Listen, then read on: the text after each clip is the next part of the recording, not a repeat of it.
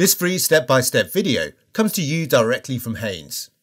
You can complete more than 200 jobs on this vehicle when you purchase the complete Haynes online manual at haynes.com. Open the passenger's front door and pull the bonnet release handle. Open the bonnet a little, lift the safety catch and fully open the bonnet.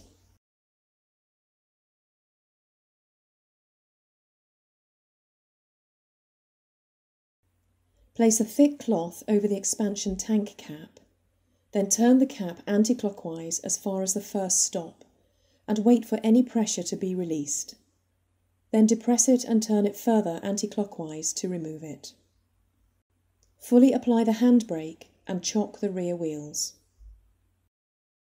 Position the jack head under the front subframe rear mounting point, then raise the front of the vehicle. Place an axle stand under the reinforced section of the door sill flange. On models where the radiator undershield must be removed, undo the various fasteners and lower the undershield from place.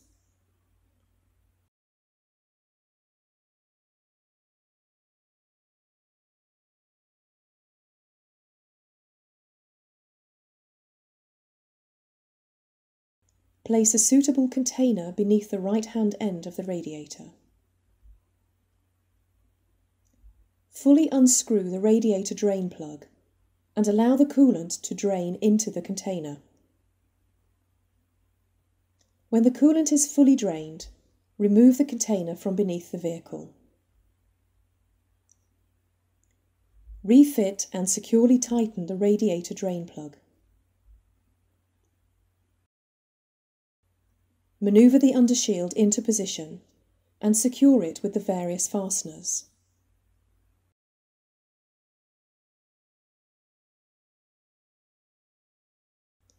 Don't omit the deflector each side at the rear of the undershield.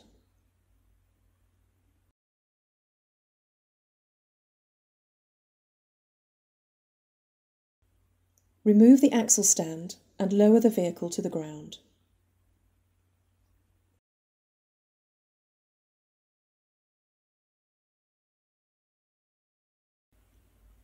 The battery is located under a cover at the front of the engine compartment.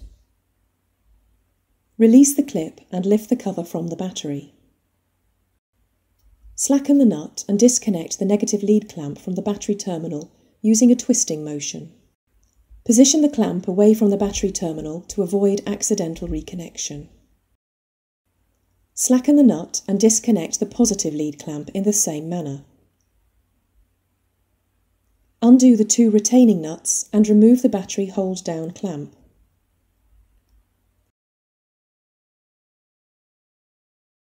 Lift the battery from place. Unhook the hold-down clamp bolts and remove the battery tray. The coolant pump drive belt is located at the left-hand end of the cylinder head.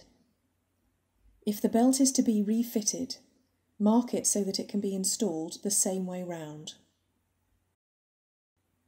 Rotate the tensioner clockwise, then slip the belt from the pulleys. Undo the retaining bolts and remove the drive belt pulley.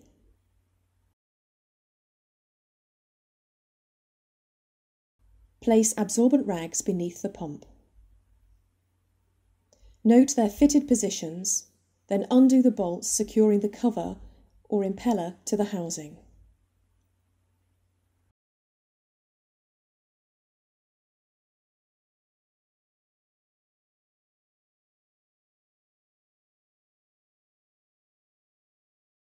Using a suitable screwdriver, gently prise the cover or impeller from the housing.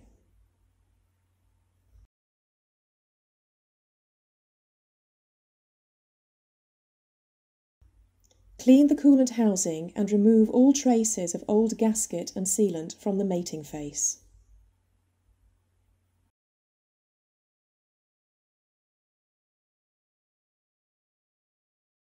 Locate the new gasket on the coolant pump and manoeuvre the pump into place. Refit the retaining bolts into their original locations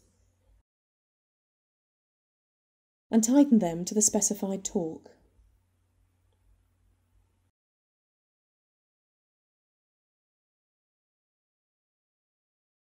Refit the drive belt pulley, then tighten the bolts to the specified torque. Remove the rags from beneath the pump location.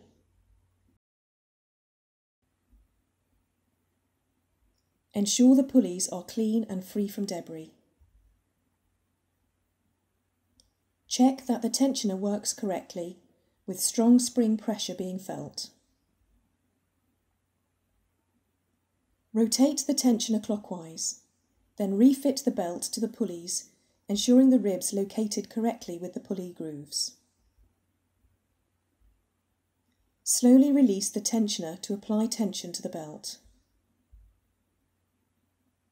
Rotate the engine a couple of revolutions to settle the belt on the pulleys.